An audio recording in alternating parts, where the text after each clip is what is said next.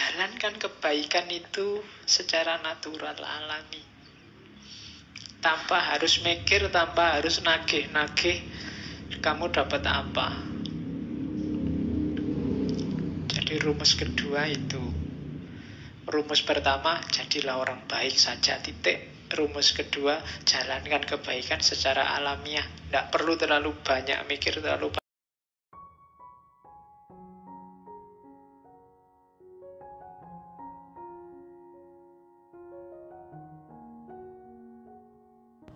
Assalamualaikum warahmatullahi wabarakatuh. Jumpa lagi di Kata Filsafat. Oke, selanjutnya kebenaran sudah. Sekarang kebaikan. Rumus pertama kebaikan itu simpel. Jangan buang-buang waktu memperdebatkan apa itu orang baik. Jadilah orang baik, simpel.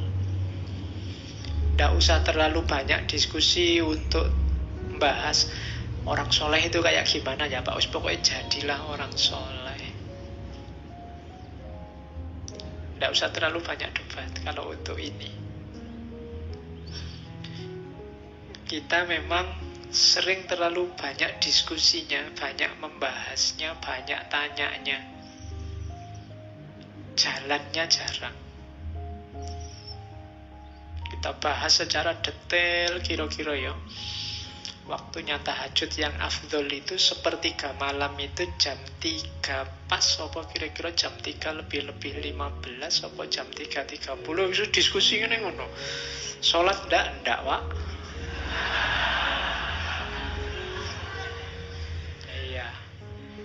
Kamu diskusi tentang terawih itu 20 apa 8, mati-matian nyari dalil yo. Terus ndak terawih. Itu namanya kamu sibuk memperdebatkan apa itu orang baik, tapi kamu ndak jadi orang baik. Jadi sudah diselesaikan saja debatnya, diskusinya, bahasnya. Ayo jalan dengan kebaikan masing-masing yang kita yakini. Makanya Al-Quran itu secara tegas motong, mungkin itu semacam motong debat ya. Memang Allah menciptakan manusia itu beda-beda, syir'atan wa minhajan. Ada aliran-aliran, ada pendapat yang berbeda, tidak apa-apa. Liyabluwakum fima atakum, untuk mengujimu, tidak apa-apa memang. Kamu diuji dengan perbedaan itu. Selanjutnya fastabiqul khairat. Jadi orang baik, berlomba-lombalah jadi orang baik, bukan berlomba-lomba mendiskusikan kebaikan. Jadi rumus pertama itu. Kalau kita berlomba-lomba jadi orang baik, hidup kita sendiri dan bersama orang lain insya Allah juga baik.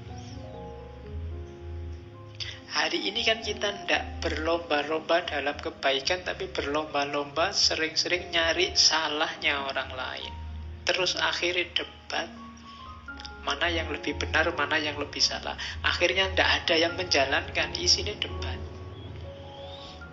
Maka rumusnya Marcus Aurelius, jangan buang-buang waktu untuk memperdebatkan apa itu orang baik. Jadilah orang baik saja. Rumus yang kedua, kita harus melakukan kebaikan kepada orang lain sesederhana kuda lari. Lebah menghasilkan madu atau kebun anggur membuahkan anggur, masa demi masa, tanpa memikirkan lagi anggur yang telah dihasilkan. Jadi melakukan kebaikan itu jangan perhitungan. Sudah berapa ribu ya bulan ini aku sedekah, itu perhitungan. Biasanya orang yang masih perhitungan itu masih nunggu balasan. Aku sudah sedekah sekian juta, baliknya 7.000 kali lipat. Kalau sekian juta kali 7.000, wah aku nanti dapat sekian. Itu masih perhitungan namanya. Janganlah lakukan kebaikan kepada orang lain alamiah saja, karena memang tugasmu untuk melakukan kebaikan itu. Kayak kuda lari, kayak lebah bikin madu. Lebah itu kan bikin madu, terus madunya mbok ambilin, mbok minumi, kan dia tidak protes. Jadi coba bisa demo mereka, itu kamu susah, nggak dapat madu. Saya membayangkan kayak ayam itu demonstrasi, nggak mau bertelur saja. Untuk berapa kerugian manusia, pengusaha-pengusaha telur dadar, pengusaha-pengusaha martabak itu bisa tutup semua. Tapi mereka kan nggak mikir ke sana.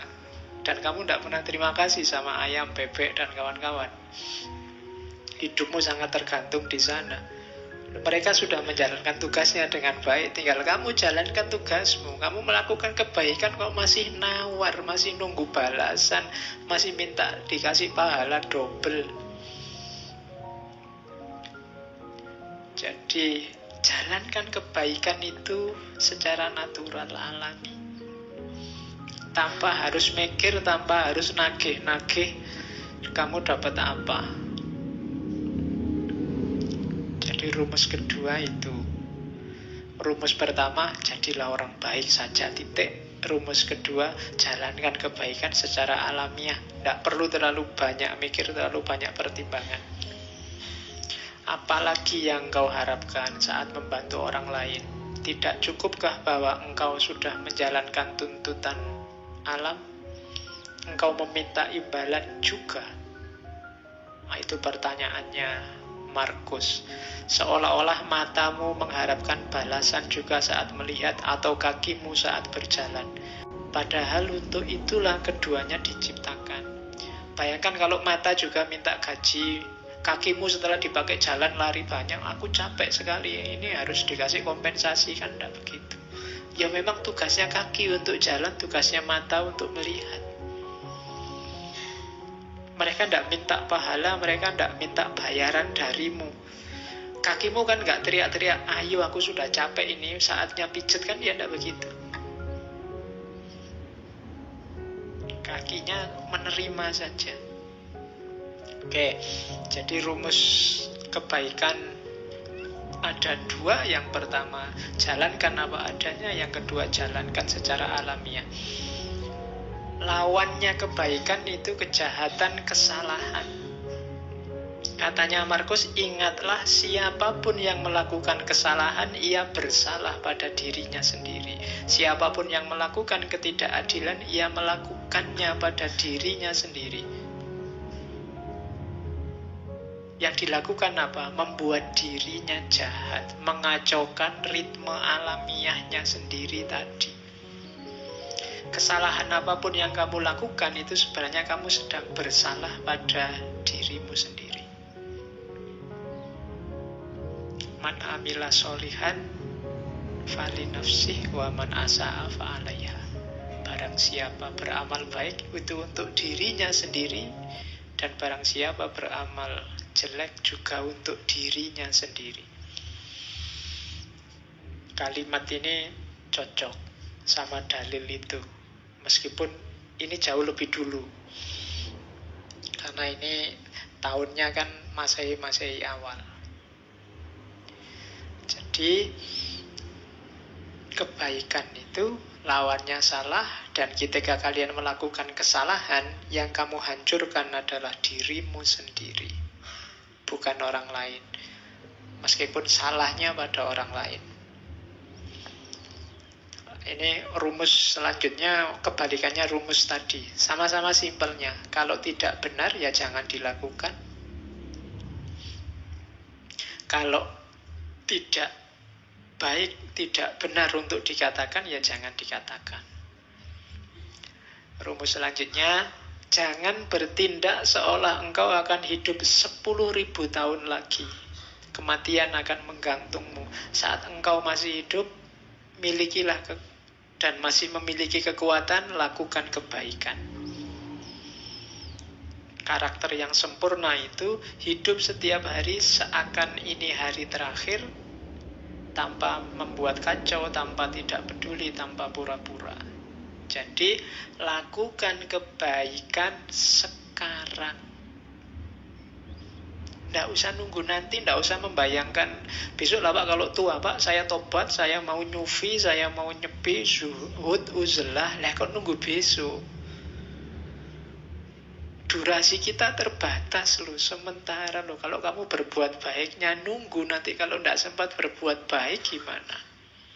Ya lakukan sekarang sesuai powermu, sesuai kekuatanmu. Saya sodakohnya besok aja loh Pak, kalau kaya loh. Iya kalau kamu kaya. Kalau enggak kan sumpek lagi kamu. Ya sudah, sejangkaumu, kekuatanmu berapa sekarang, sodakoh lah. Nunggu apa lagi? Kamu membayangkan hidup 10.000 tahun lagi, ya enggak mungkin, katanya Markus. Sepanjang-panjang usiamu paling berapa? Jadi orang baik dan segera lakukan kebaikan. Tidak usah terlalu banyak rumus. Tidak usah mikir, sebentar Pak, saya ingin tepat dulu, saya ingin nunggu dulu, kalau jiwa saya sudah siap, sudah matang, baru saya hijrah Pak. Tidak usah. Begitu kamu tahu itu kebaikan, jalankan. Nunggu Pak, mental saya belum siap Pak. Lah nunggu kapan lagi? Wong kamu ndak bisa jamin umurmu bisa sampai besok pagi apa bisa sampai minggu depan. Jadi lakukan kebaikan sekarang. Oke. Kemudian rumus kebaikan yang lain dari Markus adalah jangan terlalu ribet, terlalu peduli, terlalu sumpek dengan pandangan komentar orang lain, keburukan-keburukan orang lain. Kita ini berbuat baik jarang, lebih sibuk bahas keburukannya orang lain. Itu kalau dikalkulasi kita itu defisit. Jadi bahas salahnya orang terus, itu kan defisit namanya. Berbuat baiknya jarang. Katanya Markus adalah sesuatu yang menggelikan. Menggelikan itu berarti hasilnya orangnya harusnya ketawa. Saat orang tidak menghindar dari keburukannya sendiri, yang ini mungkin dilakukan. Namun orang lebih suka menghindar keburukan orang lain yang tidak mungkin dilakukan. Yang kita bahas selalu keburukan orang lain. Yang ini susah, bahkan tidak mungkin untuk dilakukan. Orang lain punya dunianya sendiri. Yang lebih gampang adalah mengubah keburukanmu jadi kebaikan. Tapi itu tidak kamu lakukan. Kamu lebih sibuk dengan keburukannya orang lain. Seolah-olah kamu ingin orang lain itu jadi baik. Padahal itu susah karena menyangkut orang lain. Bahkan tidak mungkin. Sibuklah dengan keburukanmu untuk jadi baik. Ini lebih mungkin karena kamu yang menguasai dirimu. Nah, ini rumus kebaikan. Jadi jangan capek habiskan energimu untuk keburukannya orang lain. Orang lain itu tugasmu paling mentok kan mengingatkan. Dia berubah atau tidak di luar kuasamu. Yang lebih kamu kuasai dirimu sendiri. Mau berubah atau tidak kan tergantung dirimu. Harusnya kamu lebih sibuk di sini, tapi kamu tidak sadar, tidak mau melihat keburukanmu. Yang kamu lihat selalu keburukannya orang lain. Oke, ini nasihatnya Markus. Yo rasane kan koyo kamu belajar akhlak kan malam hari ini. Padahal ini filsafat akhlaknya Romawi zaman awal abad Masehi, tahun 100-an Masehi. Ini setiap yang saya omongkan bisa kamu carikan dalilnya. Kamu cari Qur'annya apa hadisnya, insya Allah ada. Kamu pakai bahan khutbah Jumat besok. Ya, katanya Markus, saat bertindak jangan menunda-nunda, saat berkata jangan membingungkan orang lain, saat berpikir jangan sesat, latihan berpikir yang jernih, jiwamu jangan pasif atau agresif. Pasif itu tidak ngapa-ngapain, agresif itu menyerang orang lain. hidupmu jangan hanya mencari keuntungan. Nah, ini rumusnya. Lakukan kebaikan segera, jangan ditunda-tunda. Kalau ada perlunya ngomonglah yang bisa dipahami orang dan bermanfaat. Jangan ngomong yang cuma membingungkan orang, apalagi menyakiti. Berpikirlah yang jernih. Kemudian mentalmu harus mental aktif, tapi tidak agresif, apalagi pasif. Aktif itu selalu mengejar, mencari yang lebih baik, lebih benar. Kalau agresif itu menyerang orang lain, nyari-nyari kesalahannya orang lain. Kalau pasif itu tidak ngapa-ngapain, nunggu takdir. Jangan pasif, jangan agresif. Terus hidup jangan hanya menggunakan kalkulasi untung rugi. Kamu akan kecewa. Kamu akan kehilangan banyak malah. Setiap kali mau melakukan kebaikan, kalau kamu hanya nyari kalkulasi untung ruginya, akan ada sangat banyak hal yang terlewat dalam hidupmu nantinya. Maka Markus ngasih rumus 5 itu. Bertindak jangan ditunda, berkata jangan membingungkan, berpikir jangan sesat, jiwamu jangan pasif atau agresif, hidupmu jangan hanya mencari keuntungan. Kalau apapun yang kamu lakukan mencari keuntungan, yang ketemu justru adalah kerugian. Nah, ini rumusnya hidup. Ini enak kalau diceramahkan, kalau dijalankan berat. Ya, kalau ngomong kan enak, kamu manduk-manduk, oh iya pak, bener pak. Cuma ya nanti keluar dari sini ya kembali ke asal. Ya. Kindness is unconquerable. Kebaikan itu tidak terkalahkan selama without flattery or hypocrisy. Selama tidak dibarengi flattery, kesombongan atau kemunafikan. Kemunafikan berarti baiknya pura-pura.